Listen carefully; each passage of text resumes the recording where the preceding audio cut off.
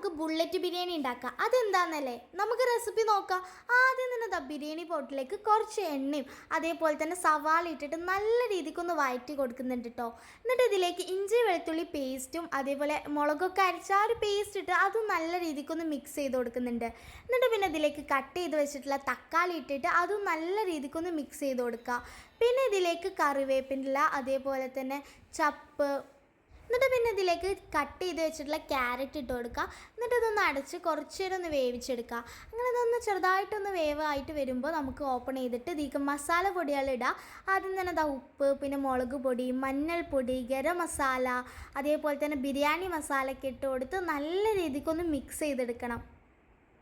അങ്ങനെ മിക്സ് ചെയ്തതിന് ശേഷം നമുക്കിതിലേക്ക് ആവശ്യത്തിന് തൈര് ഒഴിച്ച് കൊടുക്കുക. അങ്ങനെ തൈര് ഒഴിച്ച് അത് നല്ല രീതിക്കായിട്ട് മിക്സ് ചെയ്ത് പിന്നെ ലാസ്റ്റായിട്ട് നമ്മൾ ബീഫ് ഒന്ന് നല്ല രീതിയിൽ വേവിച്ചിട്ട് അതും ആഡ് ചെയ്ത് കൊടുക്കുന്നുണ്ട്.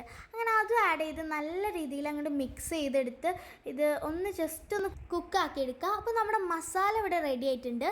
ഇനി നമ്മളിതാ ബിരിയാണിക്കുള്ള അരി ഒന്ന് നല്ല രീതിക്ക് വേവിച്ചിട്ടുണ്ട്. അത് ഒന്ന് ഇതിൻ്റെ മേലായിട്ടിട്ട് പിന്നെ നമ്മൾ ഗാർണിഷ് ചെയ്യാൻ ഉള്ളി ഒന്ന് പൊരിച്ചതും പിന്നെ ക്യാരറ്റും ചപ്പൊക്കെ ഇട്ട് കൊടുക്കുന്നുണ്ട്. പിന്നെ ഗരം മസാല, നെയ്യൊക്കെ ഇട്ട് കൊടുക്കുന്നുണ്ട്. ഇങ്ങനെ എല്ലാ ലെയറും സെറ്റ് ചെയ്യുന്നുണ്ട്.